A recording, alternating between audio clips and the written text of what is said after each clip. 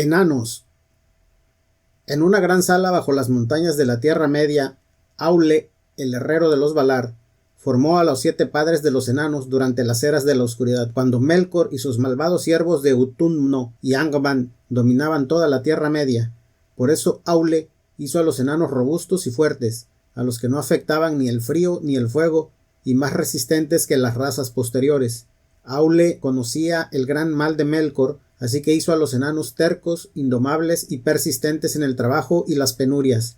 Eran valientes en la batalla, y su orgullo y voluntad no podían quebrantarse. Los enanos eran mineros profundos, albañiles, trabajadores del metal y los más maravillosos talladores de piedra. Se adaptaban bien a los oficios de Aule, que había dado forma a las montañas, pues eran fuertes, de larga barba y resistentes, pero no altos, pues medían entre metro y metro y medio. Como su trabajo era largo, se les concedió una vida de unos 2 siglos y medio, pues eran mortales. También podían morir en batalla. Aule hizo sabios a los enanos con el conocimiento de sus oficios y les dio una lengua propia llamada Khuz-Dul. En esta lengua, Aule se llamaba Mahal y los enanos Khazad. Pero era una lengua secreta desconocida salvo por unas pocas palabras para todos excepto para los enanos, que la guardaban celosamente. Los enanos siempre daban gracias a Aule y reconocían que él les había dado forma. Sin embargo, Ilúvatar les dio la verdadera vida. Se dice que una vez que Aule hubo creado los enanos, los ocultó secretamente de los otros Valar y pensó que él mismo y ellos también estaban ocultos de Ilúvatar. Sin embargo, Ilúvatar estaba al tanto del acto de Aule y juzgó que el acto de Aule fue hecho sin malicia, y así él santificó a los enanos. Sin embargo, no permitió que esta raza surgiera antes que sus hijos elegidos, los elfos, que serían los primogénitos.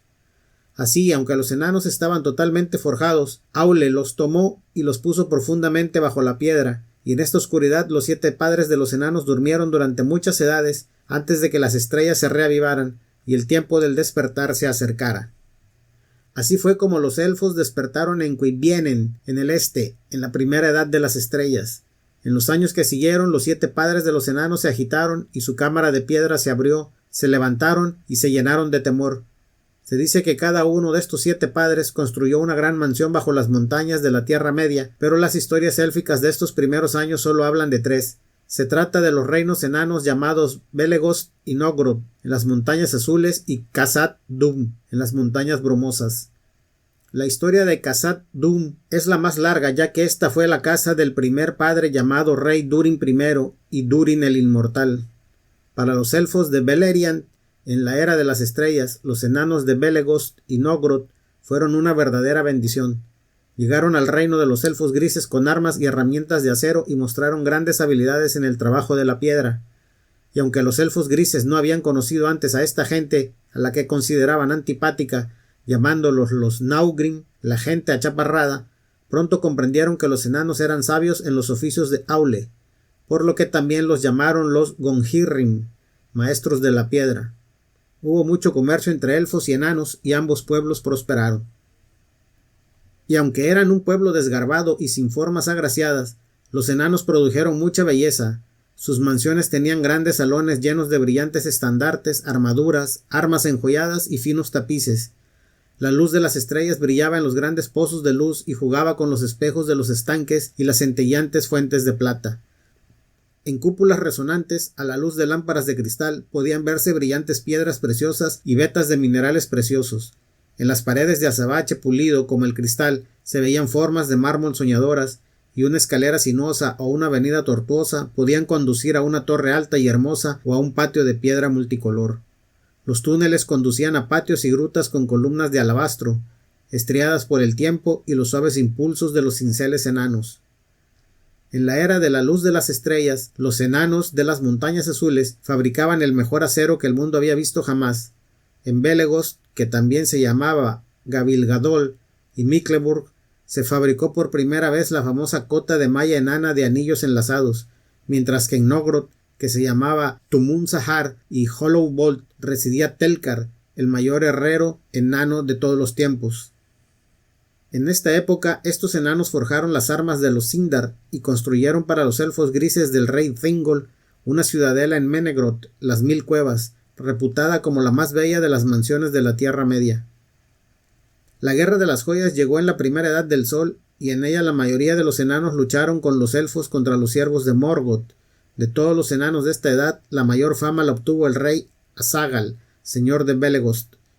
En la batalla de las lágrimas innumerables, solo los enanos pudieron resistir las llamas del fuego de dragón, pues eran una raza de herreros acostumbrados al gran calor, y en sus yelmos llevaban máscaras de acero que protegían sus rostros de las llamas. Así, los enanos de Belegost pudieron detener el avance de la horda de dragones, y aunque murió en el acto, el rey Azaghal clavó su espada en el vientre de Glaurung, el padre de los dragones, por lo que Glaurung y su prole huyeron del campo de batalla. No todas las hazañas de los enanos en aquella edad fueron loables. Se cuenta que los enanos de Nogrod deseaban el Silmaril, y por él asesinaron al rey Thingol y saquearon la ciudadela de Menegroth.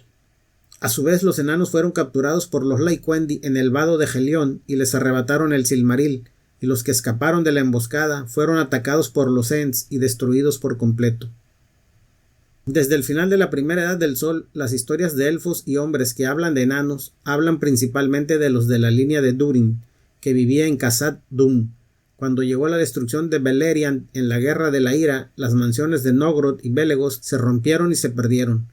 Los enanos de esos reinos llegaron a las montañas brumosas en la segunda edad e hicieron aún más grande Khazad-dûm, la mayor mansión de los enanos de la Tierra Media. Las vastas salas se llenaron de este próspero pueblo, cuyos artesanos lograron hazañas incomparables y cuyos mineros excavaron largo y profundo en el corazón de las montañas.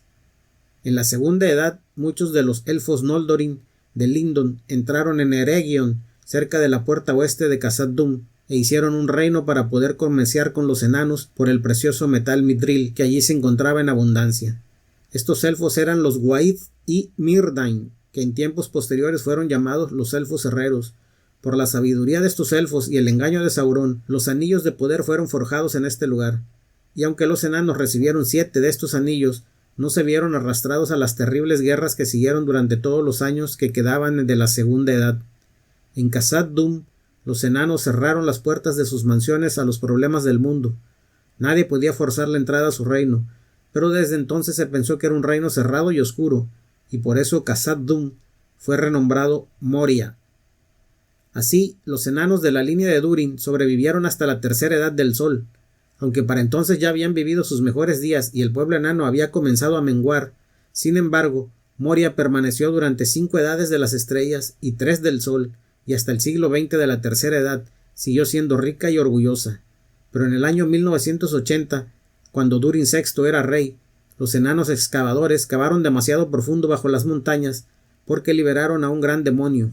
Este era uno de los Balrogs de Morgoth, y vino furioso y mató al rey Durin y a su hijo Nain, y expulsó a los enanos de Moria para siempre.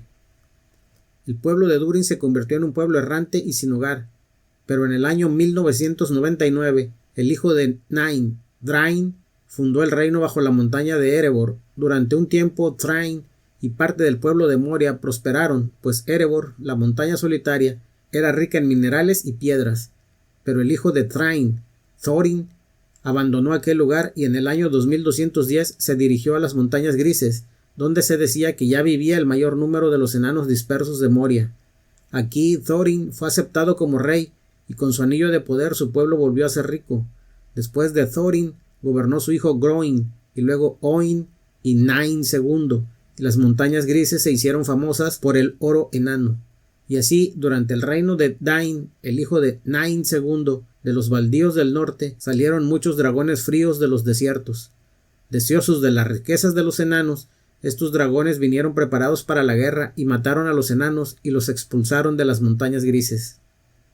En el año 2590, el heredero de Dain I, Dror, se llevó a parte de los supervivientes del reino de las montañas grises de vuelta al reino bajo la montaña en Erebor, mientras que el mismo año su hermano Gror se llevó a los que quedaban en las colinas de hierro, y de nuevo durante un tiempo todas estas gentes prosperaron, pues había un gran comercio entre los enanos, los hombres de Dael y Esgaroth y los elfos del Bosque Negro.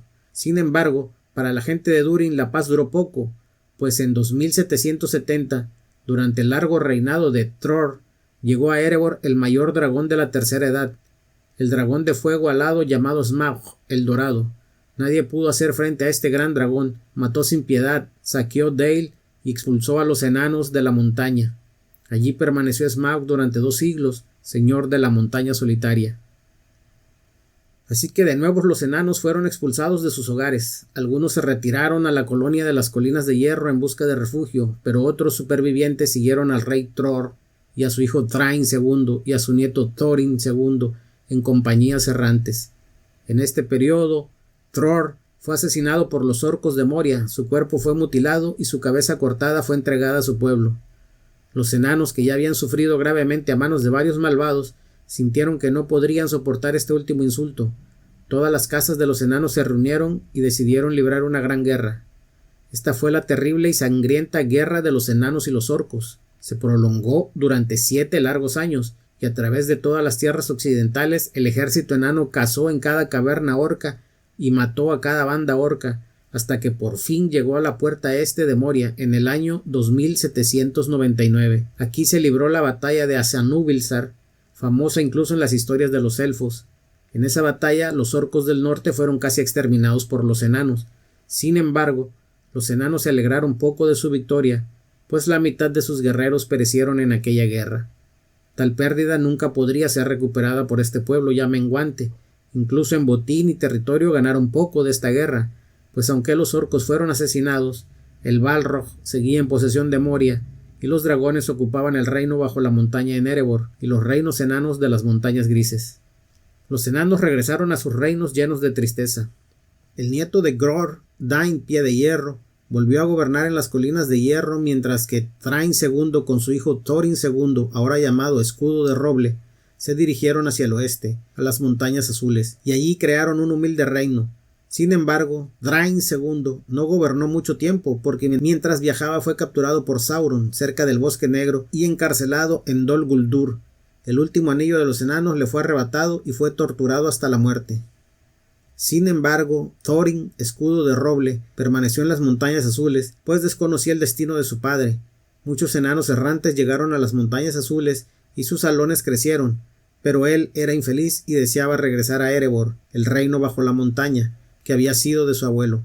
Con tales pensamientos en mente, Thorin, Escudo de Roble, se acercó al mago Gandalf en el año 2941 e inmediatamente trazaron un plan de gran aventura, que es relatado por el hobbit Bilbo Bolsón en el libro rojo de la Marca Oeste. Este hobbit y 12 enanos acompañaron a Thorin en su misión de recuperar su reino.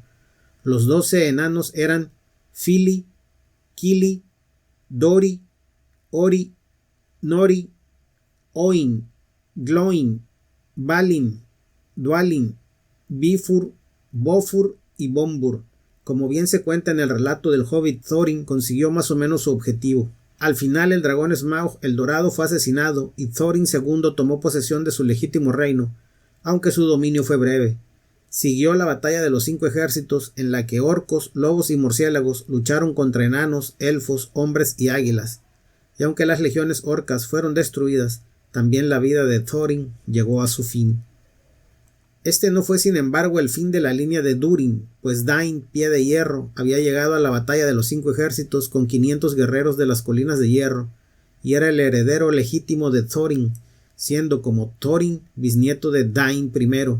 Así que Dain, Pie de Hierro, se convirtió en Dain II, y gobernó sabiamente hasta los últimos días de la Guerra del Anillo, cuando cayó con el rey Bran de Dale ante las puertas del reino bajo la montaña. Sin embargo, este reino enano resistió el ataque de los esbirros de Sauron, y el heredero de Dain, Thorin III, que también se llamaba Thorin Yelmo de Piedra, gobernó allí larga y prósperamente hasta la Cuarta Edad del Sol. Sin embargo, el reino bajo la montaña no fue el único hogar de la gente de Durin en la Cuarta Edad. Otro noble enano descendiente de Borin, hermano de Dain I, fundó un nuevo reino enano tras la Guerra del Anillo. Este enano era llamado Gimli, hijo de Gloin, quien ganó gran renombre durante la guerra y fue uno de los elegidos para la Comunidad del Anillo. Gimli demostró su valor en muchas ocasiones, y el sonido de su hacha se convirtió en el terror de sus enemigos en las batallas del Abismo de Helm, los campos de Pelennor y ante la Puerta Negra. Al finalizar la guerra, Gimli guió a muchos enanos desde el reino bajo la montaña hacia las magníficas cavernas del Abismo de Helm, donde fue reconocido como señor de Aglarón, las cuevas resplandecientes. Durante más de un siglo, Gimli, amigo de los elfos, gobernó Aglarond. Sin embargo, tras la muerte del rey Elessar, entregó el liderazgo a otros y partió hacia el reino de su gran amigo Legolas, el señor elfo de Ithilien. Se dice que Gimli se embarcó en un navío élfico y junto a su compañero navegó por el gran mar hacia las tierras imperecederas. Este es el último relato sobre los enanos en la historia de la Tierra Media. No se sabe con certeza si sus reinos perduraron en la Cuarta Edad y durante el dominio de los hombres. Solo se conoce que fueron disminuyendo, y no queda claro si aún habitan en cavernas secretas o si han partido ya hacia las mansiones de Aule.